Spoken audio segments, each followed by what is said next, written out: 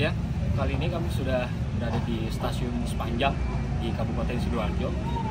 Stasiun ini adalah stasiun tua yang diresmikan oleh Staatspoorwegen pada waktu itu, operator kereta Hindia Belanda milik negara, milik Belanda pada waktu itu di tahun 1897.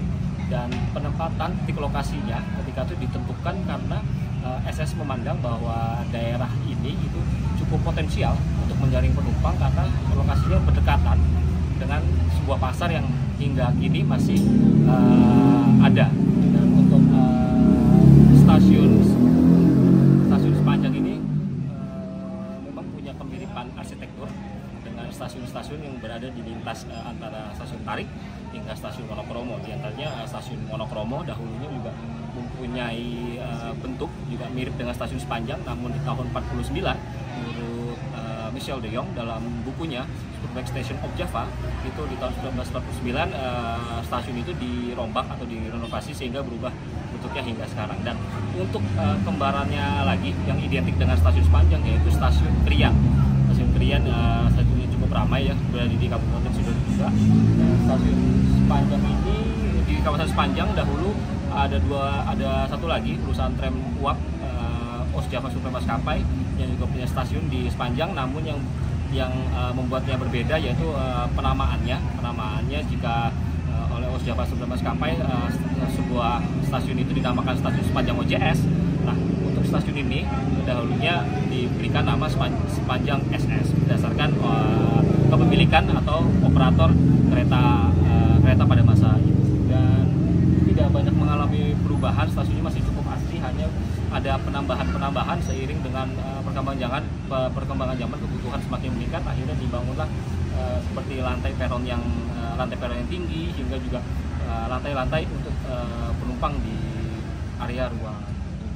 Hingga kini masih banyak hingga kini masih aktif melayani kereta-kereta lokal seperti Penataran, juga KRD Jenggala juga masih aktif berhenti di sini.